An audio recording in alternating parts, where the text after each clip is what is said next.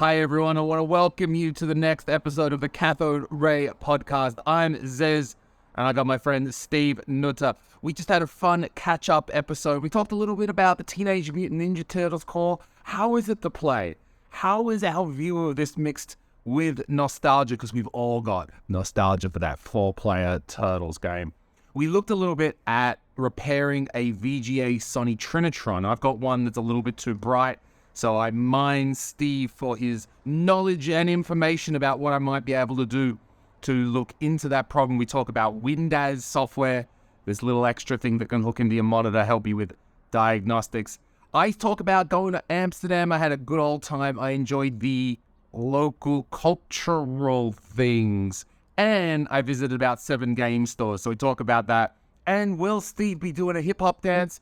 We're going to find out real soon. Please enjoy this episode of the Cathode Ray Podcast. I finally was, I was complaining to you a little bit. I felt like I was just complaining to you about stuff over and over and over again. And I was like, man, I got to stop doing this.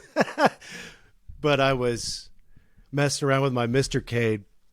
And there was just one thing that I hadn't turned on in my update all settings. Oh, okay. Yeah. And that was the only thing that was preventing me from getting the newest Ninja Turtles beta going. Yeah. And some other newer games that had come out, like In the Hunt. And sure, it's an option, right? That guy who releases them, you've got to turn on his option in the update all. Yeah, it's arcade ROMs and stuff. I know, like, when I go in and ask people what they think about it in the Discord, RetroTech Discord, we have a FPGA page over there, and I'll go ask people what they think, and a lot of the people there are like, "Oh, I'm not even touching it till it's officially released." Okay. But I was like, "Well, if there's out and it's playable, I want to try it and see." So it's certainly playable. I got it. I did the update. I think I'd already flicked that setting. So I did the update. Yeah, the sound and sure, a few glitches here and there. But it brought me back. I mean, I guess we all of a similar age had that experience of seeing the 4-player Simpsons cabinet for the first time. And it was sort of one of the big, at least, I don't know. I felt like it was one of the first sort of big 4-player, well-known, and it was an awesome game. And seeing that in the arcades and like, oh my God. And it's hard to separate that emotion from looking at it again. And I say that only because I was like playing that on the Mister. I'm like, this is great, but it reminded me how good the new one is, Shredder's Revenge. And how optimized. It's better for console. It's better for that, where like when you play that on the Mister, it's a little bit clunky and you're like, oh wait, I should have been 16 putting quarters into this thing, not on my desk at 43. You know, it's a little bit of a different thing. How did you feel when you fired it up? So when I finally got it fired up, there's one more like zip file I need to throw in to be able to select characters, because it's running into my arcade, which is the Neo Geo MVS. So there's only 2 players, and in those 4-player games, you know, it was a control panel with 4 individual players, and you'd go up to whichever control panel was for your turtle. But that's part of it, is actually you can go and add the zip file and fix that. I didn't do that yet. So when I started like the game, it's either Raphael or Michelangelo, or not Raphael. I'm sorry. Leonardo. So you can be Leonardo and Michelangelo. And when I finally got it working, I don't have a lot of time. So I was like, well, it's working. And my daughter, she's 7. And I was like, come over here and let's play this Turtles game. And we played, I think, like through 3 levels, and it's fine. But like you said, when you play those other ones, they just feel better. And I think there's something about the clunkiness of it is like you're just sitting there beating on the boss like 4 times longer than you should be. And you're just getting whacked by them like almost twice as bad. And it, like you said, these machines are literally made to sit there and eat up quarters. That's what they're designed for.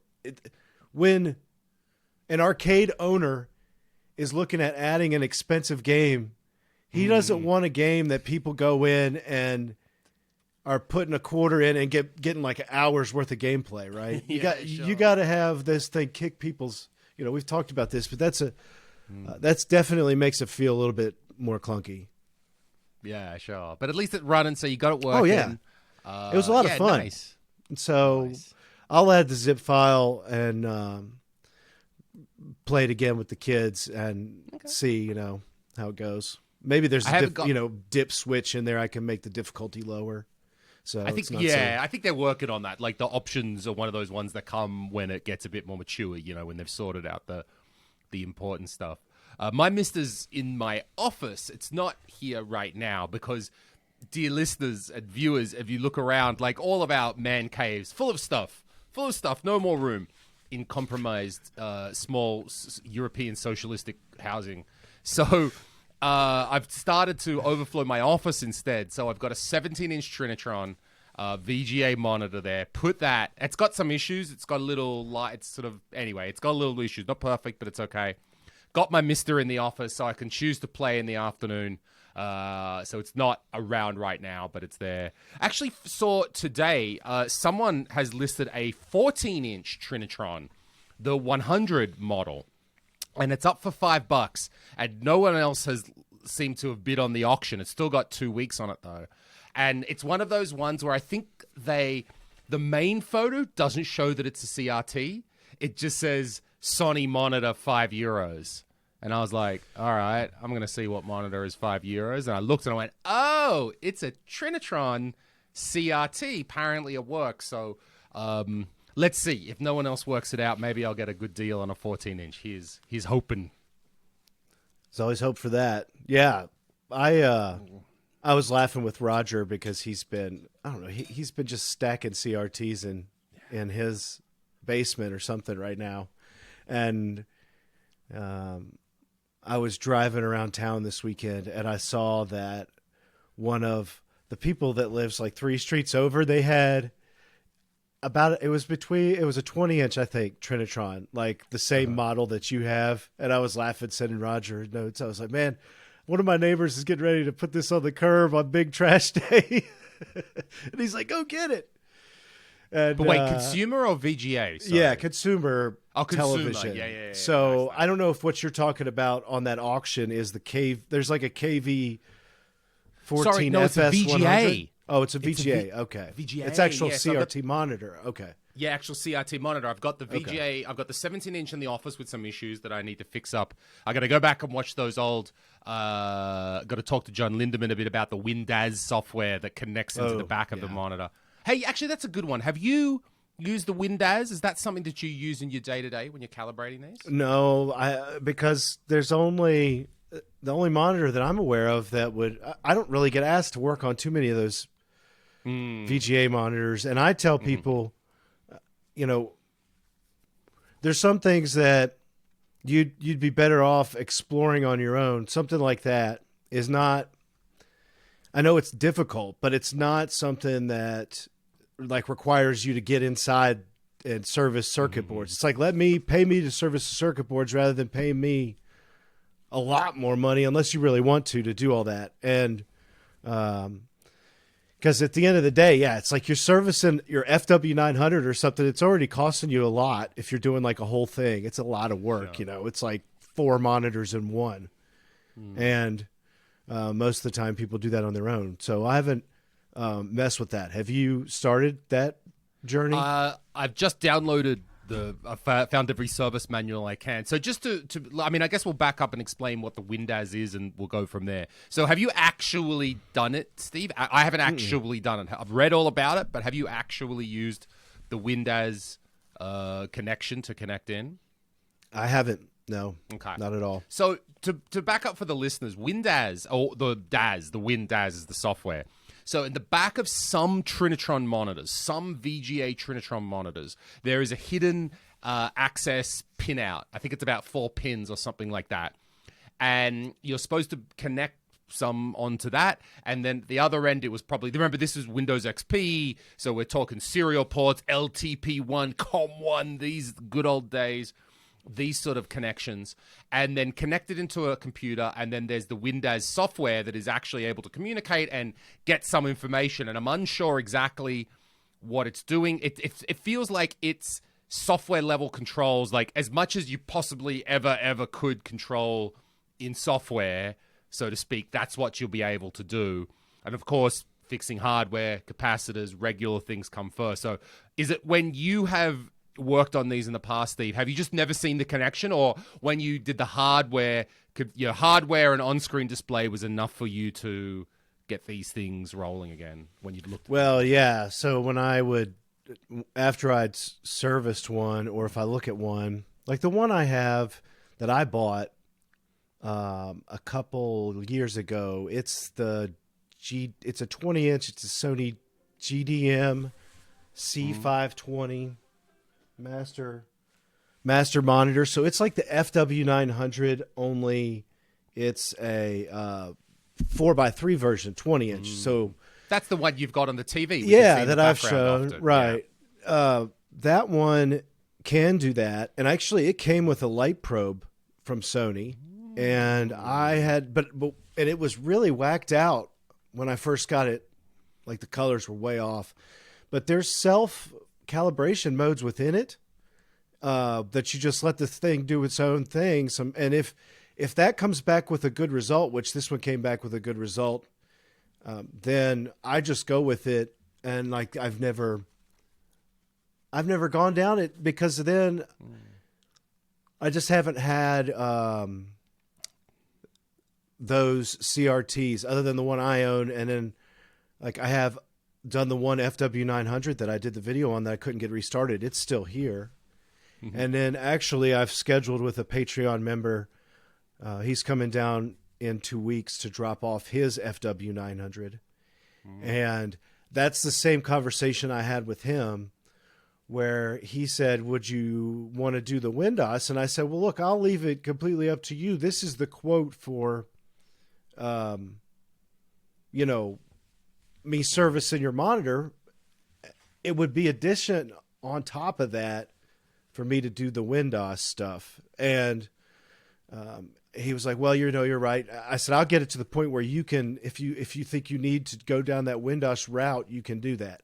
And that's what I mean. If you go down it and find it out, I feel like that's more of a homebrew kind of thing. Or I'd like to offer it, but it's on top of like the list of 100 different things that I'd get ready, and I would only use probably 3 times a year.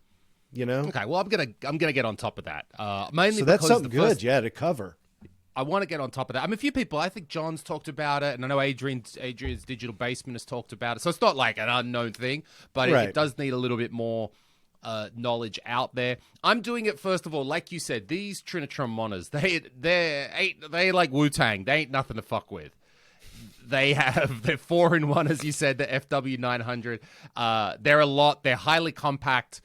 Much more, I would say, in my opinion, much more advanced internally. So before I opened this thing up, it actually felt like the path of least resistance for me was to learn about the WINDAS stuff and see if I can make a difference. So I would imagine, so let's talk through a scenario when you're dealing with your client. You said, look, here's the deal. I'm going to open it up. I'm going to do the servicing that I do. We're going to look at capacitors. We're going to do that.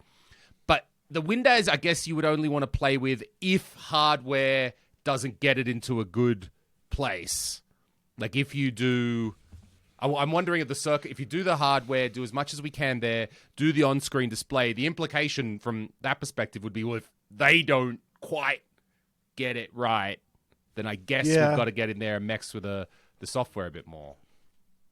Yeah, I would think that would be the scenario where, now, you may look at your monitor or the one that's, some of them do have hours counters on them, and there's a way to access that. So if it's low hours, it might not need a lot of hardware work yet. So you, like you say, it could just be a thing where it's over time drifted out of that like best calibration. Because if you think about it, there would have been, when these were new, there would have been a company like any other industry that you have somebody come around that's calibrates your commercial equipment, right?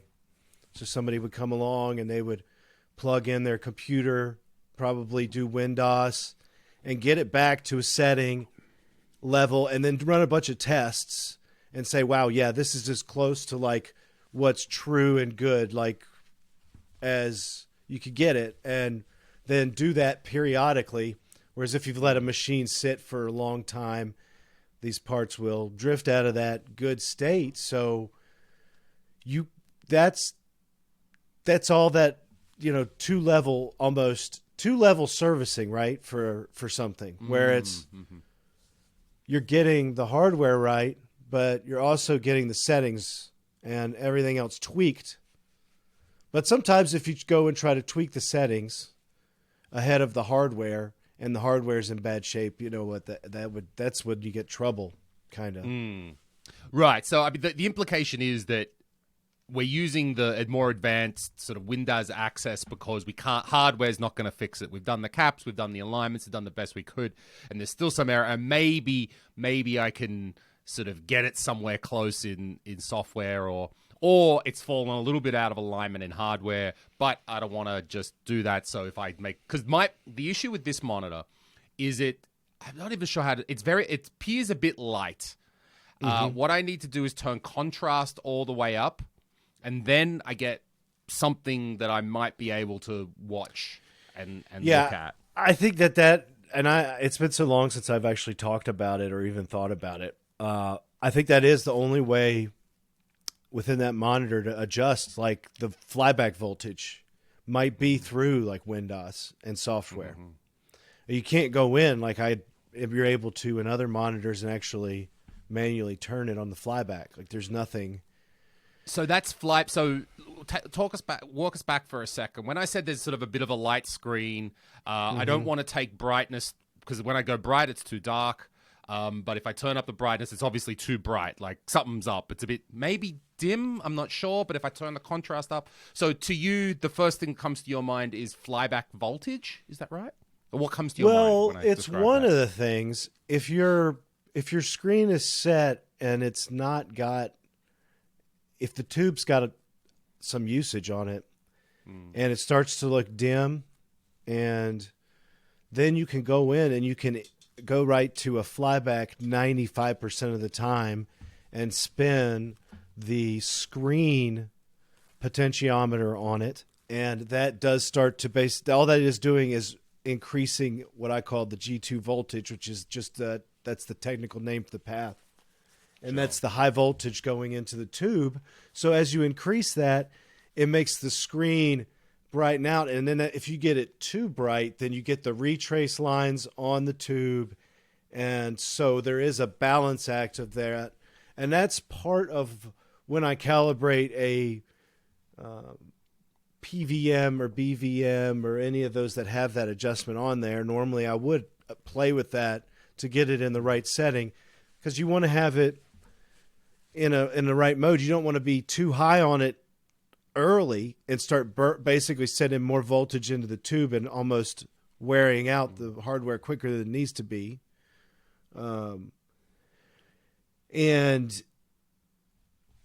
you need to tweak that to really get the focus dialed in. Usually it's got to be that's going to make your picture look sharper, because if you don't have if the bright, the background's too bright, you lose a lot of that really tight focus and where you can see in between phosphors and scan lines, What would you say is the difference, or is there a difference between focus and convergence? So the convergence is the converging of the red, green, and the blue, lines, or tube line colors. The beams, so those have to converge. Yeah, they are all trying to converge in a uniform pattern, so that when you say this point needs to light up with this color, it actually does that color instead of being off, and then the color looks off. And at the same time, that actually impacts the vision of seeing it, and it makes it look out of focus too, because of the fact that the beam's out of alignment. Right, so you'll see a white, like the classic in 240p, the white dots or the white lines, and there'll be a little red off to one side or blue off to one side, and so that can trick the eye into thinking it's not focused. Yeah, so, it looks blurry, right? Yeah, exactly what you're saying right there. That's what your eye thinks. And so there's dynamic convergence, and then there's my head's not even all on the terms today, but there's basically two types of convergence. There's your edges of your screen and your center. And it's almost the same way with how the focus operates, because 95% of the time CRTs will be able to focus in really sharply on either the center or the edges. One of them is going to be blurry. Like if you make the edges sharp, the center will look more blurry. But when you make the sharpness in the center the best, then the edge. So the main thing with CRTs has primarily been to focus on that center, right? Make that sharp, and then let's deal with trying to focus on other tools to try to work on the edges. So you're always going to have the edges to deal with. So that's the two different types. And then you also, conversely to that, when you're converging the beams, you have the vertical convergence of that beam and then the horizontal convergence of that beam. And so that's what makes it tricky. There's good controls for some TVs on that. There's no controls for some TVs on that. So I have that on the thankfully the Trinitron, the 17-inch Trinitron VGA does have convergence, horizontal and vertical, in the menu that I can access. That's nice. And the way I've been just doing it is, since as we well documented that the little eye magnifying glass convergence thing, that some YouTube influencer came along, made a video, and upped the price of them. So I just use a good old magnifying glass on this, on the screen, and that's sort of, you kind of aim it there, and you're playing with convergence, and you can see the horizontal, you can see the vertical. Have you got what do you got there? Lewis, are you talking about the rare Klein convergence tool? Yeah, that's the one. This thing's not even, I don't even really use this ever. It's literally something I take and show off at like museums, and laugh, and just, it's a talking piece. Now it's like, I bought it, I think, for $50 or $40. So, so what is like, that? You don't actually need it. I actually have really nice vision, so I can get into a TV and look really closely without that and see it be off. So What's that it really doing depends. more than a on magnifying glass? Like, I mean, it's magnifying, but it's separating that. So that's going to show you every color right there that you have. Yep. This This has lenses in it, so I'm looking through it, and imagine if you're looking through your glass lens, and it was split up into 3 sections. One had a lens where you could only see green, where you could only see blue, and you could only see red. Okay? That's the only thing. I'm trying to see this thing. That's an awesome. So you see the concept there, though, where they do pull up a white beam of line, and you see each one of the colors individually, and you see how, oh, look, I only see the green portion of this line, and it's higher, and you're like, oh, well, okay, that needs to be moved lower. If I can move it lower, right? Can you adjust internally? Can you adjust convergence per color or per gun? Or does that's what those convergence rings are supposed to do. On the neck board, and then some have more convergence controls on the yoke itself. So there's a lot. Okay, there's a few there's a few ways, but it's literally a lot. Like, the best thing to try to do is you get it lined up horizontally with your horizontal static control potentiometer, which is on about half TVs. So if you're lucky enough to have that, then you can line that up really good. And then if you have the if you look at your yoke and there's all these little spots where you could stick a screwdriver and spin it, you can toy with those and watch the beams on a convergence pattern, and you'll see what it's doing. It's affecting different areas at the same time. So you have to make sure not to change it too wildly. But of course, yeah. Those two things are good. And then after that, 95% of the time, it's those rings. And those are all manual and terrible because you're just trying to manually use a ring, 3 rings to beam. All right. So those are those rings at the back of the tube, and it comes in, and those ones that slide around or something. Yeah. Mm-hmm. Okay. Those are very, very difficult to. That's the most difficult thing to mess with. Is that for the most part, and then you're really lucky if you have a monitor that has convergence controls in the menu at all. That's a much bigger bonus and rarer thing. That's a pro thing, sure. So in that. So, I've been working on that one and hoping to pick up, let's see, hopefully I can pick up that 14-inch, that real little baby. But, hey, I'm not going to turn down a Trinitron CRT when it comes up in my local area. So let's see how it goes. Well, that was good. That was good, solid CRT talk. Yeah, there's some. Bit of that. I was on Twitter and Brooklyn Video Games and Arcade posted a recent trade-in. And first off, one of them was the 14-inch version of the Toshiba that I just got done doing a video on. And so I saw that, so I resent it out, and I was like, holy crap, I didn't even see the other thing in the picture. And it's the KV, 9-inch, but the damn thing is in the box. And, all original stuff with it. So I immediately started messaging the owner. And I'm like, don't sell that till you tell me how much you want for it. So I'm waiting to hear back how much he's going to ask for it. Because I don't want to tell him I'm going to buy it. And he's like, $200. I'm like, God, I don't know that. I really want to buy it for that, but we'll see. I'm very tempted. I mean, brand new. It has all these accessories with it, weird things. So has it got hours on it? Is it total new in box or just still the owner's? No, it was kind of used, I think, but not so much. Not as no. I mean, it looked good, to me, and it for what I could do with it, I'm sure it would be fine. Yeah. Okay, so that's a nice one. Mm-hmm. All right. Give us the quick rundown. The video you made of the Toshiba, and not at all clickbaity, telling us it's one of the most dangerous TVs in the world. But why do you say it? Why do you give us the executive summary of why that monitor is more dangerous, in your opinion, than some other TVs you've seen? Well, because it shocked me, Lewis. Oh, right. I know I haven't watched the video. I know. No. So it's only because you... No.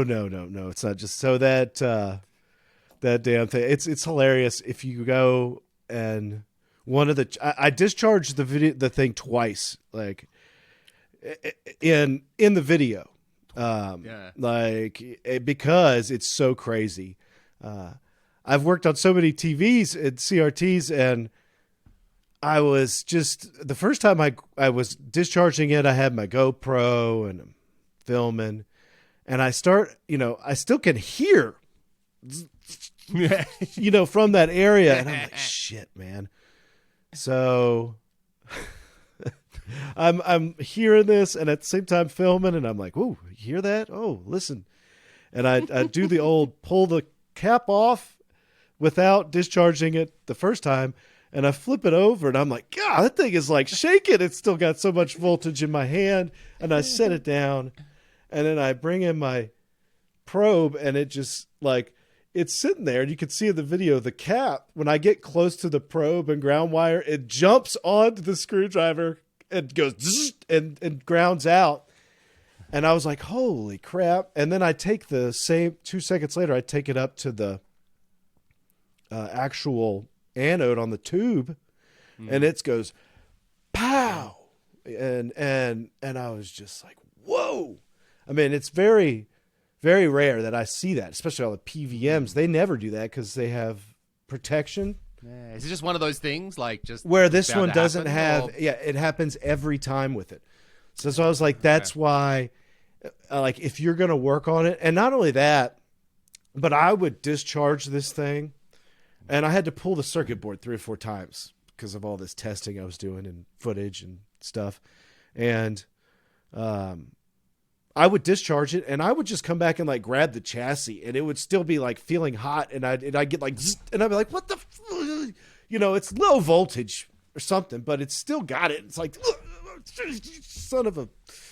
So the second time I discharged it in the video, of course I didn't do it the first way, right? I'm like poking in there like with the camera with one hand. And the funny thing is I named it Shaky Hands Scene. And I'm just like,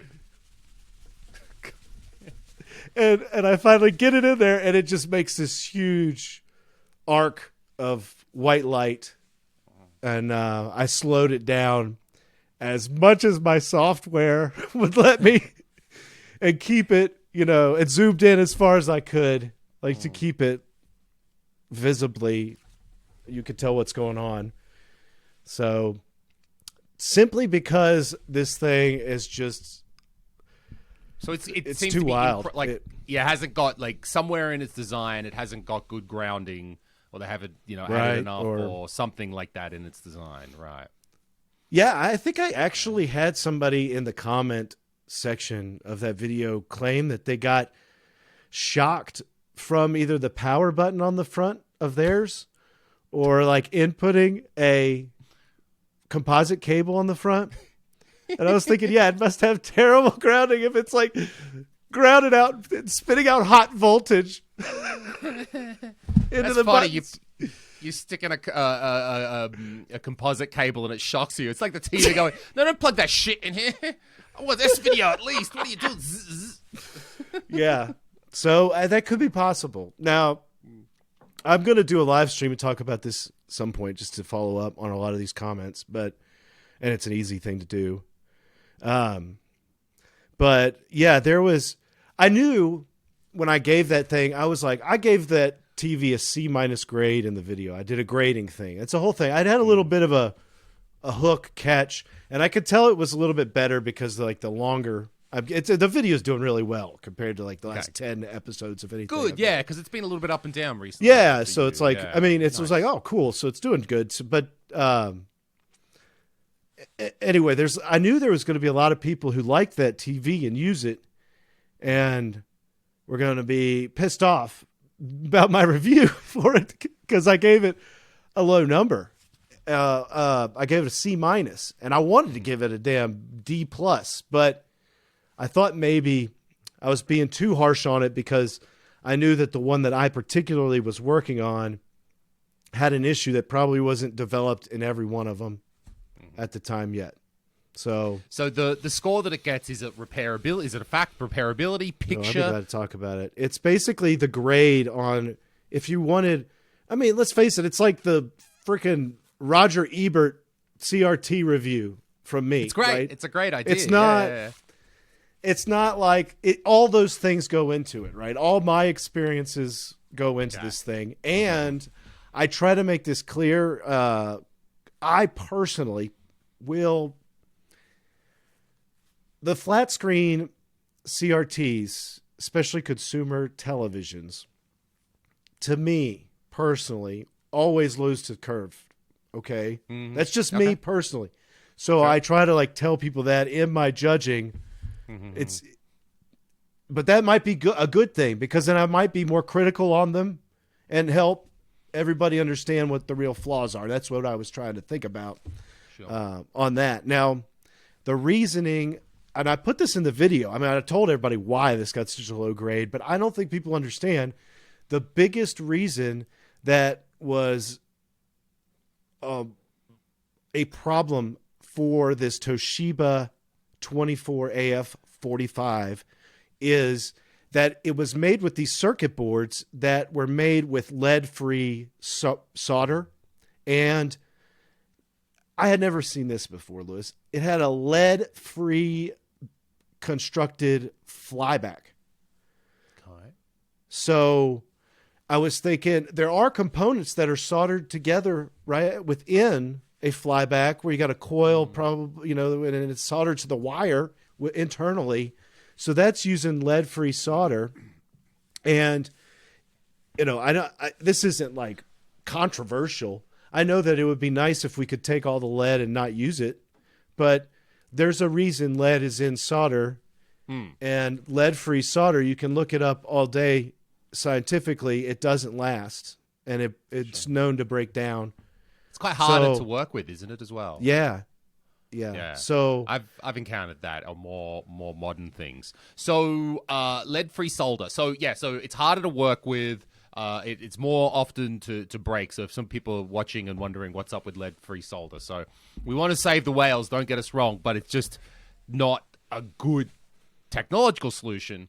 But tell us about, so I think it's, as someone listening can imagine, we've got a little circuit board and something soldered in there with lead or lead-free. But tell us about the internals of the flyback, where you said, so there's actually components or stuff in there, and that was the problem? Yeah, the flyback's a coil, basically. It's like a transformer, like any transformer, coil built around to build up frequency, high frequency. So there's parts within it. And like if you just take away... I don't have anything handy. Maybe I can grab one for next time. But you can look at like there's solder points where that coil wire would be connected to a probe that goes down, and the probe then is connected to your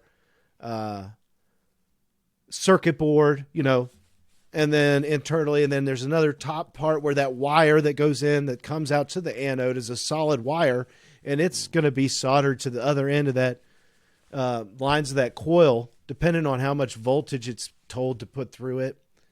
And that's like, I don't know exactly, but I know that when I see lead, like it's bragging about lead free, and I've never seen anybody do that. It's not like, I already know from lead free and dealing with the solder where you turn the board over, everything's oxidized. Everything starts to develop that faint, shadowy circle around where it looks like it's just ready to toot and lose anything, right? And that's bad enough when it's regular solder, but when it has, lead's put in there to kind of prolong that. I don't know all the scientific stuff about that. I'm not going to pretend to know. I know, like, whoa, this much of an element needs to be in there to make it right. I'm not that. I have no idea. Sure. I just know that when I look it up and it's like, if you use this is the better solder to use for your application for the actual technology. Now, if you're wanting to make something that's just like, maybe that's what Toshiba was doing. Hey, let's make one more CRT. We'll even brag about it being the green CRT, right? I think that's we're not using lead in production. Mm-hmm. And they know that it's only going to... See, the thing I'm concerned about is people going and grabbing this CRT, and then it just will eventually develop problems if they use it probably all the time and don't service it. I suspect, especially about that time, we're talking about 2000, and I can imagine that they would. Why did they do that? Selling point: get rid of lead. That sounds like a thing we should be doing. A few years ago, I think I was trying to work on a Xbox One controller a couple of years ago, and that was just incredibly hard for the fine points for solder-free lead. Especially, I had even less skills than I had now. Those really modern devices, trying to do fine soldering on them was difficult, because they just couldn't get the solder out, just couldn't get it hot enough, you try to add solder, it's not sort of blending or mixing with the lead-free stuff, and it wasn't good. Yeah.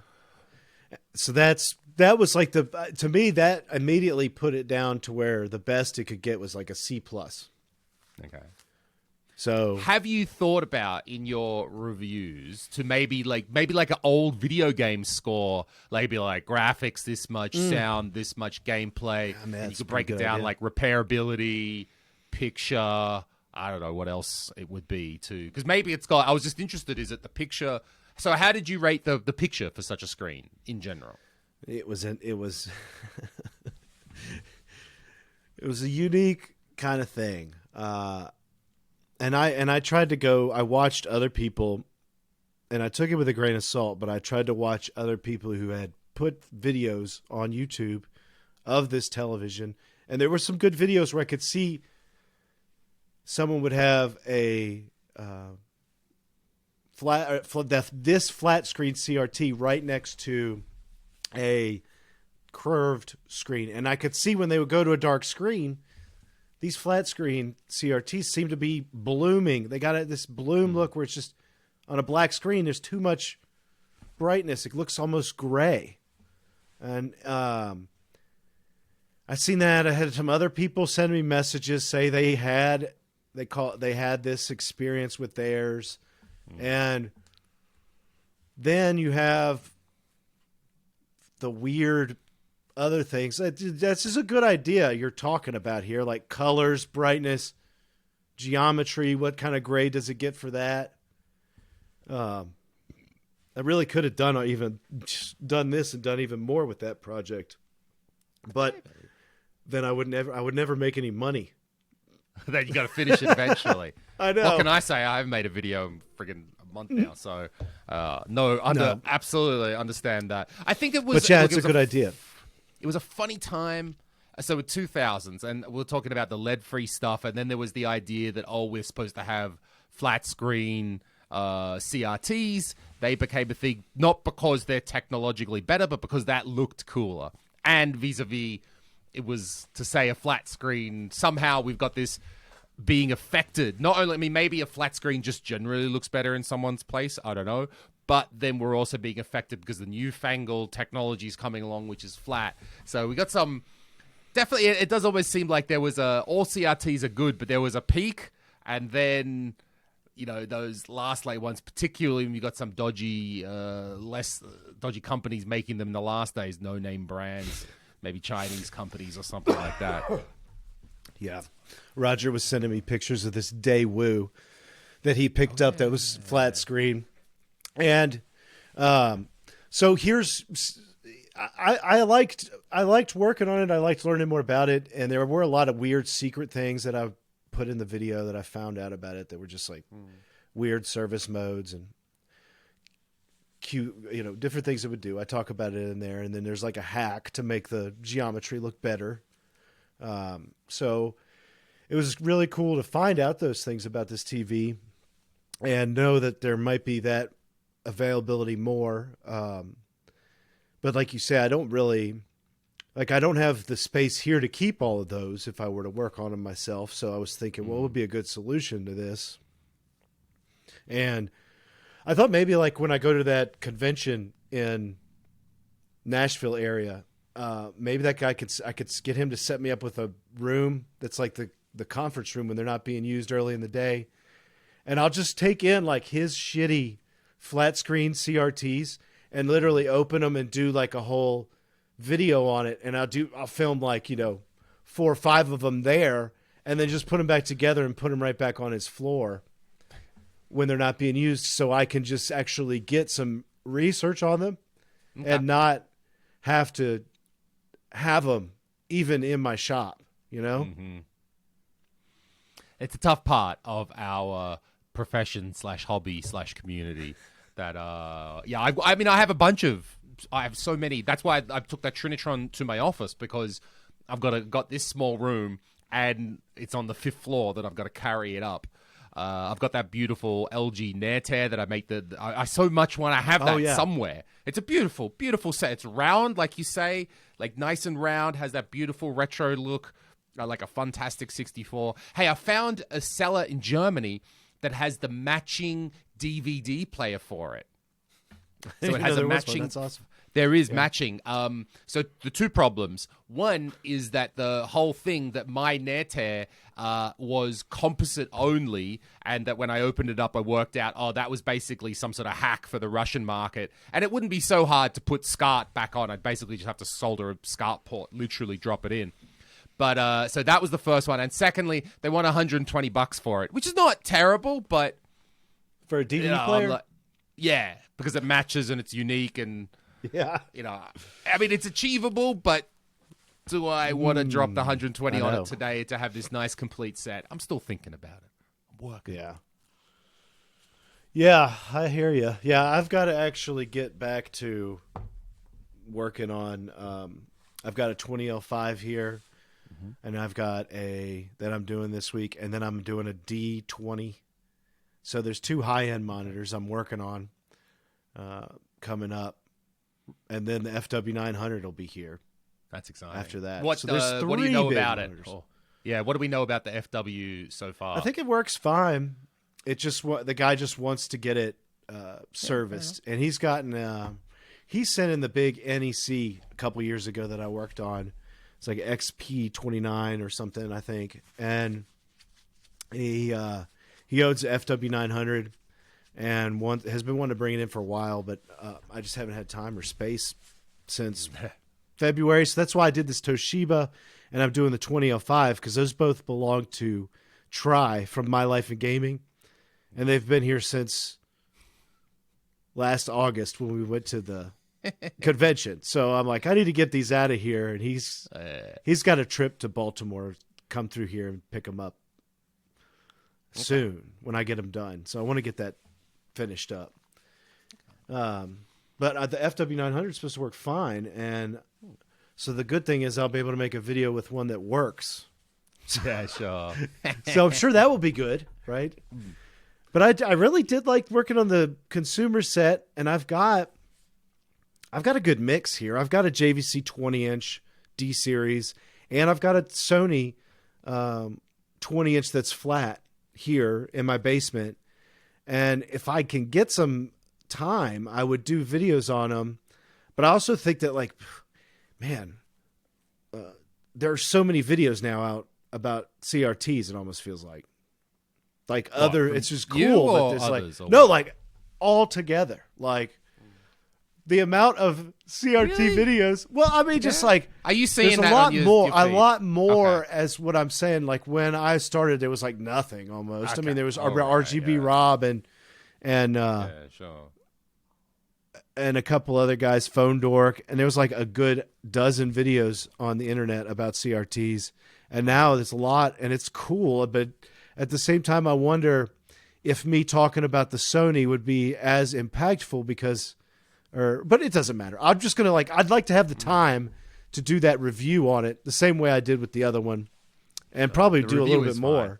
Like you said, actually break down each section and what's good about it.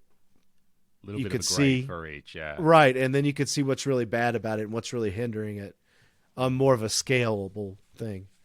Yeah. I would say, Steve, that you're such a well-respected voice in on this topic. That it's certainly good. One shouldn't ignore what's happening in the community. One shouldn't ignore, what's going on. But I think you've got such a breadth of knowledge and people following you that, any of these videos we would be interested in. So, I mean, we don't want to just keep going over well-worn territory, certainly not.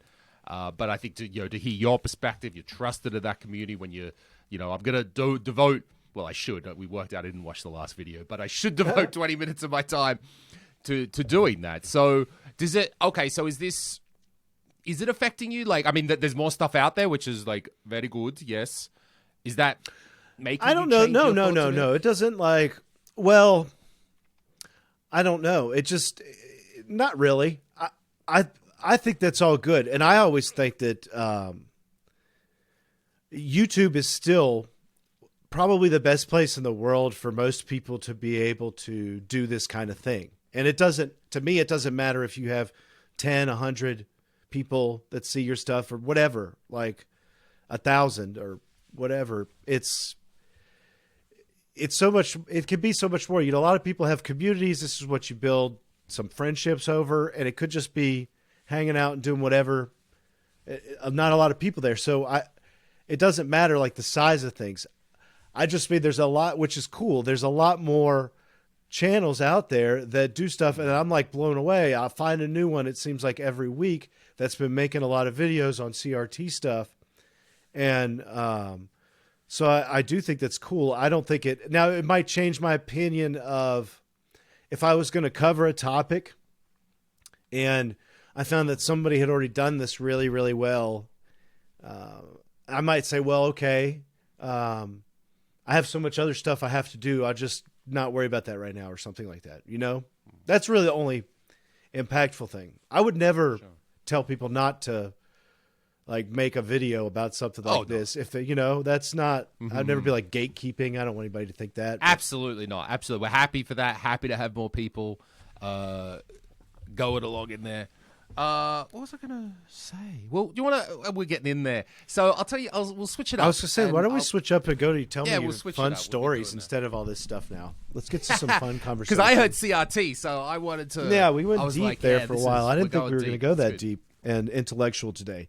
I thought we were I thought we were going to be like hungover from the weekend and more talking about Amsterdam and whatever happened there. Well, there's still a lot of recording to go, so we'll get into that. Last week, so I gave myself a little trip last week. I took three nights in Amsterdam. Flew over there because I live over in Estonia, so you just take a little connection flight. Went through Copenhagen, gave a bit of a wave to all the Bang & Olufsen CRTs down there. There's Bang & Olufsen store. It's at Copenhagen Airport. I'm looking inside, no CRTs. Clearly, they've lost their way when it comes to business. Why? Where's the CRTs, boys? Where's the... Yeah. Yeah, man. So I got in there. I just wanted to chill on my own for a few days and, do what you do in Amsterdam. So, what do we do when I started there? So what like when you see my trips when I go to Japan, I use the going to stores as a reason to do something when I'm away.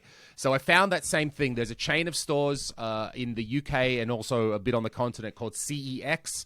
They're a bit like a GameStop, I guess, same. And I found like 5 of them sort of within transport difference. So I got on a train. I went down to this place called Leiden. In the south, there was like 3 stores down there that I could take 45-minute train, 3 stores. You walk around some beautiful Dutch countryside thing. There's rivers and nice coffee, and it's all looking great, and big windmills, and it's all very Dutch and tremendous. So it's a real nice day, and of course you're walking around having your little joint, as you do, because you're all allowed. Yeah, you're not hassling nobody. You're allowed to just have your joint. So I hopped on the train the first day. And the second day, I got the bicycle for the second day. So I was just like, I'm going to cycle around and see some other stores that were in the center, but were easier to get to from bike. So the first thing I did was got some mushrooms. And I decided that I was going to get some mushrooms for my trip. And for 2 trips, you're doubling the trip. Wow, yeah. How high are we flying? You're tripping on the trip. But so how was that? I kind of knew already, like, it's not intense mushrooms. This isn't an intense mushroom experience. So it's the tourist dose, put it that way. So it was one step above a truffle. Yeah. It's not, like, I'm just really high. I'm not seeing stuff. Like, I'm not like, all of this. I'm just sort of pretty high, having a good day, cycling around. I'm going to a store on the north side of Amsterdam. And there's a big old river. It's water because it's Netherlands. There's water everywhere. And I roll up and there's just a ferry that you get on with your bike and it's just a car ferry that goes all day long. But because, yay, socialism, it's free. So you just ride your bike on, enjoy a little trip across the river, and then get off at the other side with everybody else, all the Dutch people, and just keep on going down. That's awesome. So I enjoy just like the bike infrastructure in Amsterdam. I mean, unbelievable. That's what Netherlands are known for, and it's not a lie. You can get around. Even when quite high, I was negotiating the center of Amsterdam. And the bike lanes are like car lanes in that there are rules and you've got a signal. And, there's a lot of people here. You can't just be screwing around. So, yeah, it was a great day, beautiful day. So what happened? I went around. Wait a second. I got to ask this. Yeah. Are you allowed to operate? Do they have operate your bicycle drunk laws? Like if you're drunk, I had too much wine and I'm riding down Copenhagen on my bicycle. I don't know that could get you. I don't think you could get a DUI in America for that. I might be wrong, but I don't believe you could. So I'd wonder if in Estonia you can. Estonia, if you scooter, they will. Well, scooters are different. Yes, scooters. Sure, but even cycle, they will take know. away your license. And I've double checked this because such things are relevant to me. And they will take away your license. And I was like, but I'm not fucking driving. How can you take away my car license for something non-car related? You mean like if you're on a bike? Right, if I'm on a bike and being drunk, fine, you're going to find me, do whatever. But take away my car license, it doesn't That doesn't register. That's pretty difficult. That's a pretty tough thing, but I guess they don't want drunks on the bicycles either. I may be incriminating myself here by saying what I did in Amsterdam. No, you like... So the bike lanes there, that's what I had always heard so it's like when you're riding, I mean, there's like a lot of people biking, right? Sure, yeah. You like a traffic jam of bikes, especially in the center around 5 p.m. You're waiting for your light. You go across, and like even the bike lane has 2 lanes in it. You know, there's people are 2 abreast, and you've got to you can't just be like fucking around like this. You've got to be switched on. So I don't want to say which store. I'll rat out myself, but I don't want to rat out anybody else. I go into one of the CEX stores, and this dude behind the counter is higher than me.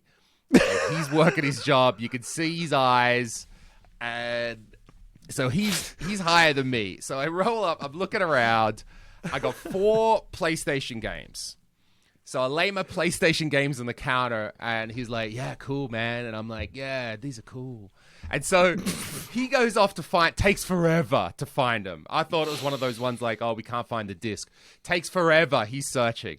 Now, eventually he finds the 4 discs. Now, you know, maybe a GameStop, the way they store them is the cases on the shelf and the disc and the manual and whatever. They put them in like a little plastic sleeve and they keep them there, right?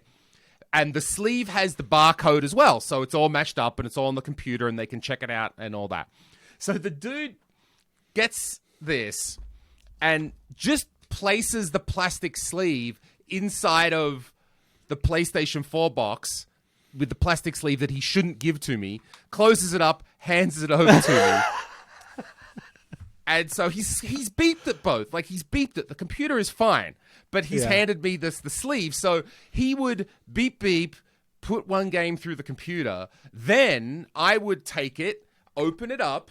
I would then take the game out, put the game in, take the manual out, put the manual in, pass him the sleeve back. And then we did that 4 times, of which he hasn't worked out. He shouldn't be giving me the sleeve.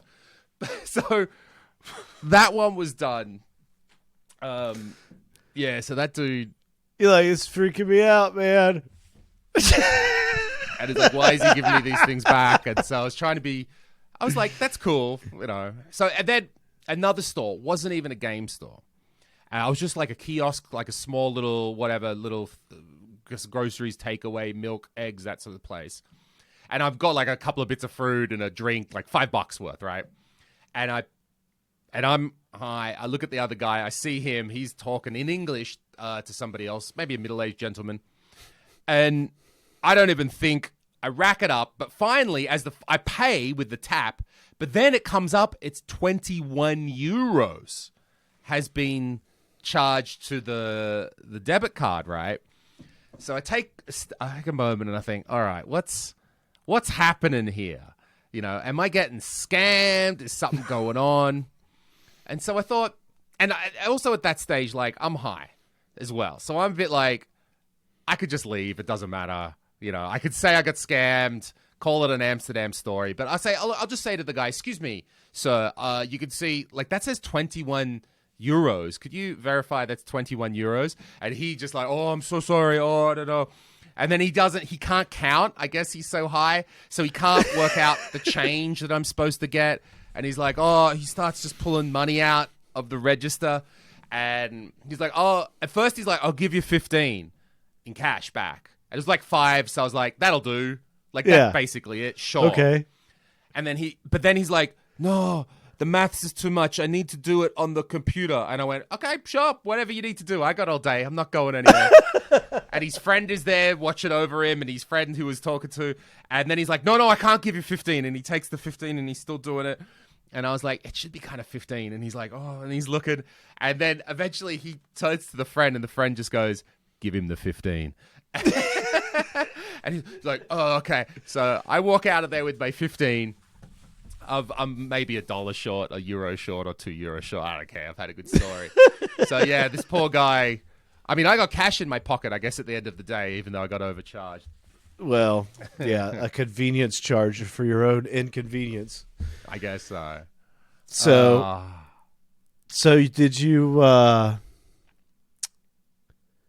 Nothing too crazy happen? I guess nothing, because then I would just like where did you stay? What kind of place was it? a hotel teleport. So it's a little bit outside the center, but it's on a major train station. So it takes like 10 minutes on the train to get there. 140 euros a night, 140 bucks a night. There's nothing cheaper in Amsterdam. Very expensive place. Apparently it's springtime. Very expensive place to be. So I would do this during the day, go see some game stores, stock up with PS4 games. Like I was saying. Yeah. At the start, this is my bundle of PS4 games. So what... This is a question for you about the area. Is there any like dodgy spots there? Like you're at the cheapest hotel. Is there like dodgy stuff anywhere? Okay.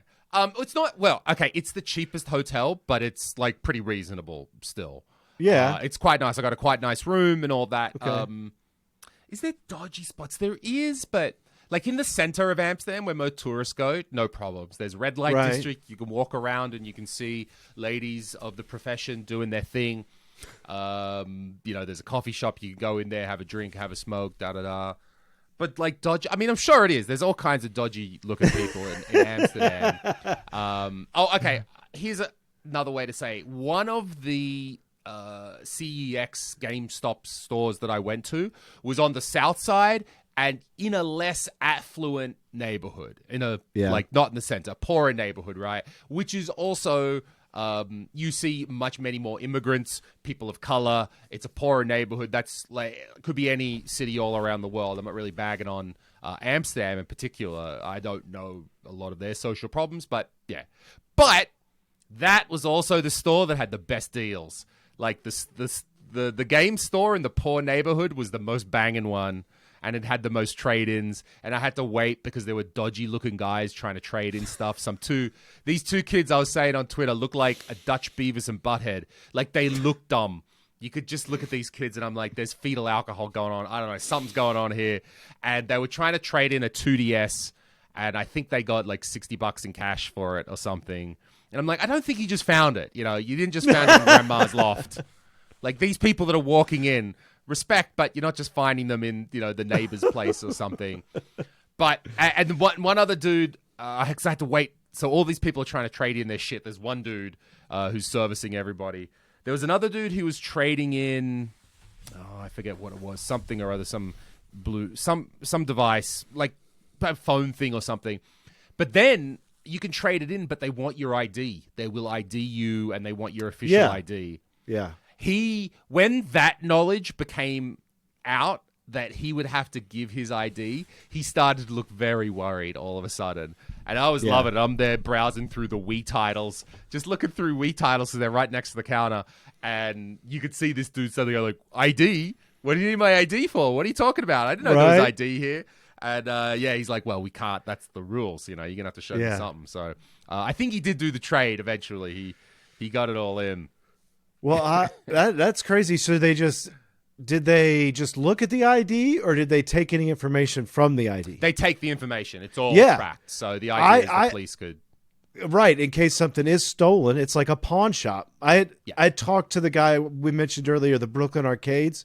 When I went to his store and I was trying to learn. So I'm like asking him anything, right, about his business that he was cool talking about. And I noticed that he had a stack of papers. And that's what it was photocopies of IDs, and they were trade-ins. And like you say, it has the receipt on there, the ID, and what was bought, the date, happened, and for everything. And he said, he has to keep it just like a pawn shop does, because he said there's times where people will come in here and sell stolen stuff. Obviously, it's New York City. Yeah. In that case, let's say with your New York City case, with maybe the American way of doing it, what's the use case for how that would get used? That would be, okay, fine. He's kept the ID. It's all on photocopied bit of paper. It's not in a computer. It's not automatically sent to the police. Is it the police? You have to hold like records for a certain amount of time.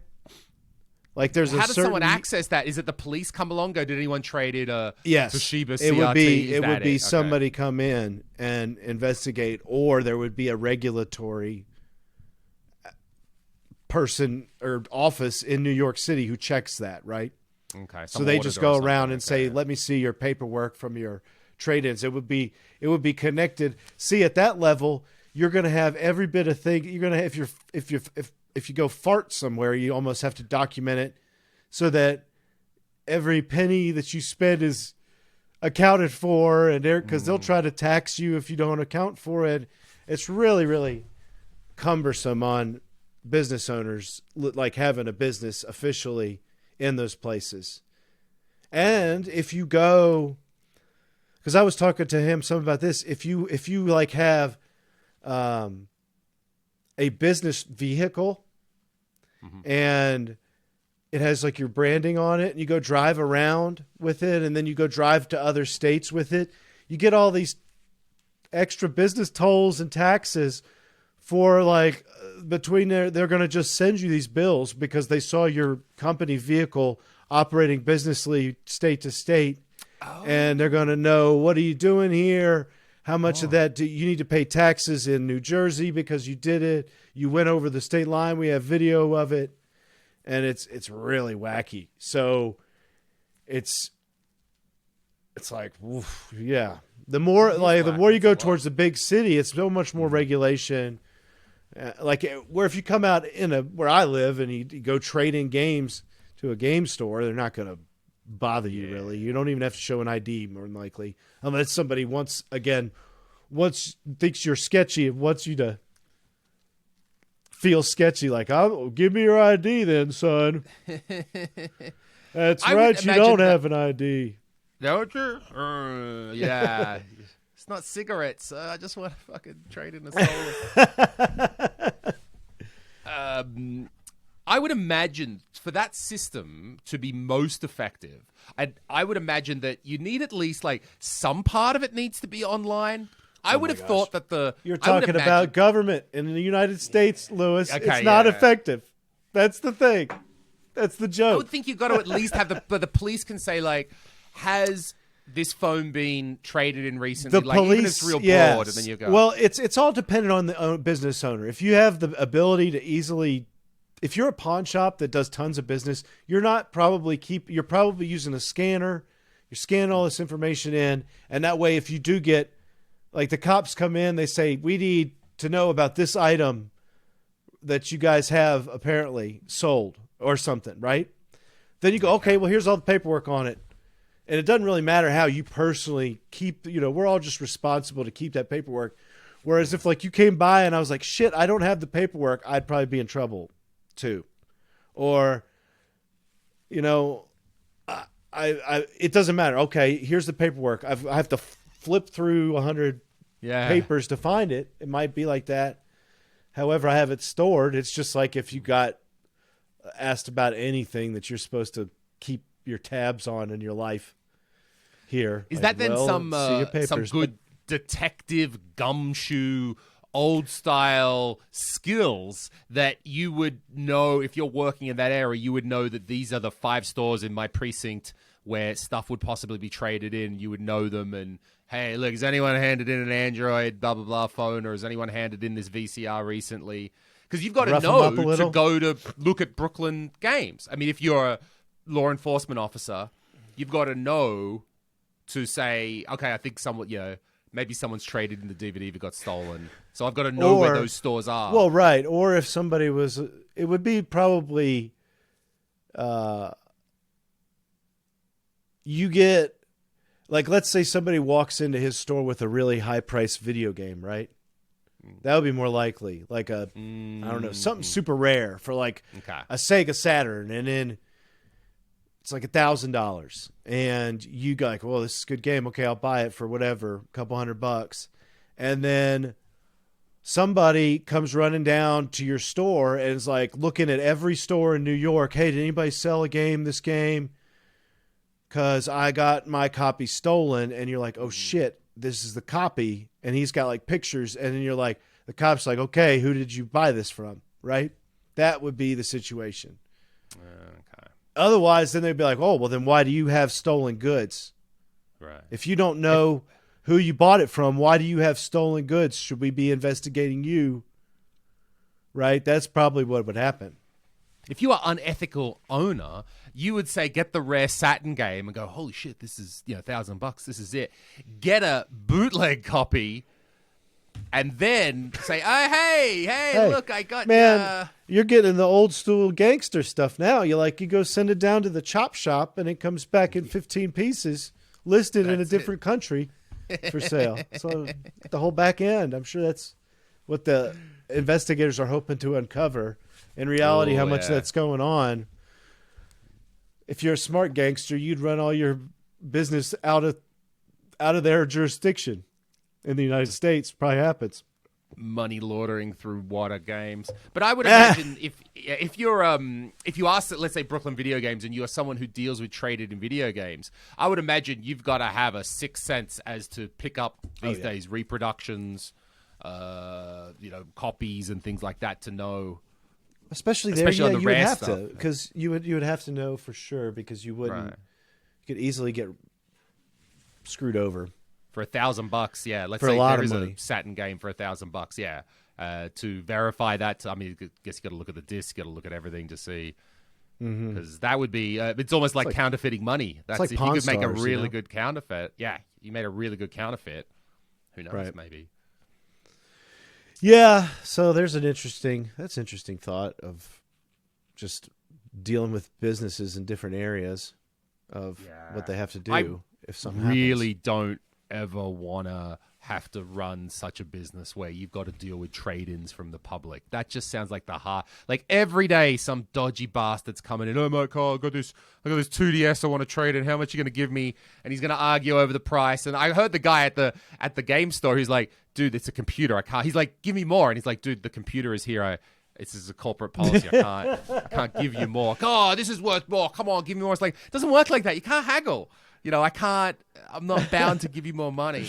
I don't actually mind that, because I would be like, all right, I'll give you $50. And they'd say, give me more. All right, the offer's $45. No, give me more. I said more. All right, it's $40. Get your ass out the door now. All right, man, I'll sell it to you $50. No, we said 45, and that's the final deal. So it's like, I try to mess with them. There. Just mess with them.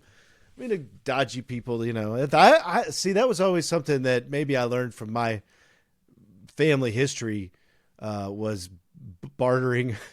Yeah. Haggling. Was always trying to haggle. Like, that was a big deal. Like, you had to haggle or you weren't a man. Okay. Rite of passage. Can he haggle or not? And it's not a thing so much anymore. No. Now, like you say, it's like, sir, you can't haggle for your grande latte from Starbucks. That's right. Sorry. Go $5.50. $5.50. Go. Price right there. Yeah, taxes are included in there too. So, well, I had something funny that I got signed up for over the weekend, and I got to go do.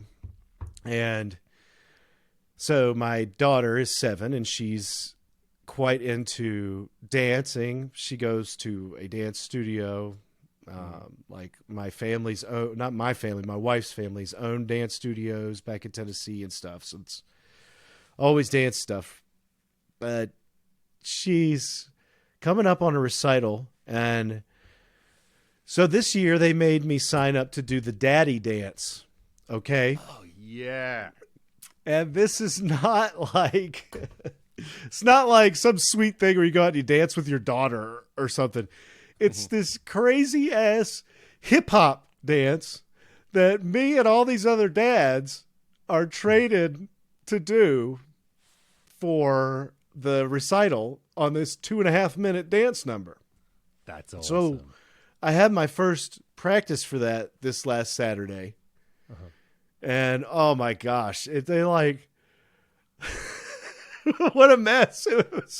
It's all these moves and, with other guys, and then I'll throw everybody off on the timing and stuff. And is it hard to remember the steps? No, sometimes, yeah. Like, I'll remember half the dance and then not. I mean, because there's like, all right, you got to learn. And so I had to learn the whole dance. This was the first time. And we got one more practice of an hour to do it, and then our stage. And so it's like, I'm not too worried about it because it's just supposed to be goofy. But at the same time, it's like all this shit and steps and I'm like, hi, Michael Jackson. Yeah, like it's so. I mean, I was looking down. I'm just like dripping in sweat. I was laughing in this. You've already got the outfit for it. This is perfect. This is very urban. This is very street. With colors, I don't know what the theme is. Toy Story, so I'm scared what I'm going to be asked to wear. Like the kids' there's going to be movie, some costume. I don't know if I have to wear. I have to wear something coordinated. I'll find out. I'll find out next Saturday when I have my next meeting. So there's one more. Is it just one more training session, or there's more? Yeah, and then the Sunday after that, I have to do the dance. And that's it. Oh, dude, on the stage. Please get a video. Please, can your wife video this from the audience? I think it should be. I think it will be on their website, so I could probably grab the clip of it. A little clip for YouTube or something of Steve doing the dance. Dude, show us. Maybe I can convince somebody in the background to film it with my GoPro on the side of the stage. I don't know. Maybe someone. We can't tease our audience. Our good audience. I mean, it was kind of funny because people want to see this. The people who were teaching me were these three girls, and they're probably 15 to 17 or something, three of them. Mm-hmm. And I'm like, girls, come on. They're being like, oh, that was good. Oh, that was like, we go run through the routine. And I was like, this is good. Oh, great job. And I was like, girls, I've been listening to Gordon Ramsay clips all week. You can please, when it's shit, just tell me that. Or when I suck, just say it. Because I'd be like doing one move. I'm like, oh, shit, I missed that move. And then I'm like, where am I? And they're like, oh, great. This is going to be the part where you improv. And I'm like, I'm trying to get my shit together over here. You tell me to improv? Improv / catch up. Yeah, right? I'm like, I was like, can I improv like I fall over and have a heart attack and everybody revives me for 8 counts? That's what I said. Do the resuscitant. Yeah. Somebody hit me with the defibrillator. So I don't know what I'm going to do for my improv. Maybe some wrestling stuff. Some like Ric Flair thing or this is diamond great. Cutter. Beautiful that you do something with your children as well. I love this. This is nice. Doing something with your kids. We're all going to see the video. I know it. We've got to see this. Oh my God! See Steve do the dance. Yeah, I don't know. So they did film. I'm scared to watch it. They filmed the very last thing of us doing it, like the actual full routine, and they're like, "Oh, we need to film it, so we'll send you a video." And I'm like, "Oh my gosh, this is gonna look awful." Plus, it's like me wearing a gray shirt, and I got like man boob sweat going all on, like right there, and I'm like light gray and just covered in sweat and. Yeah, like there's these parts where you like get down shoulder to shoulder with a group of like 10 dudes and you're supposed to go under the rhythm and I'll be like, whoops, wrong way. You're all falling over. Yeah.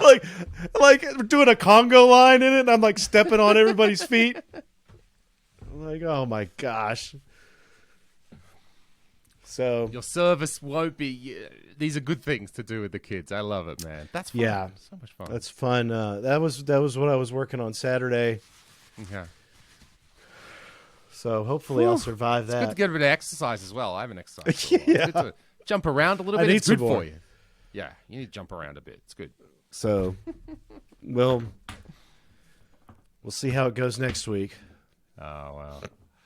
Oh, good, mate. So we're a bit over an hour there, hour 20, hours 15. So nice, mate. So coming up, what do we got to do? So I'm going to try and do something this week. We were talking about, I haven't made anything in the next few days. I got maybe a few small things to catch up with. So you just working on those sets for the next few days?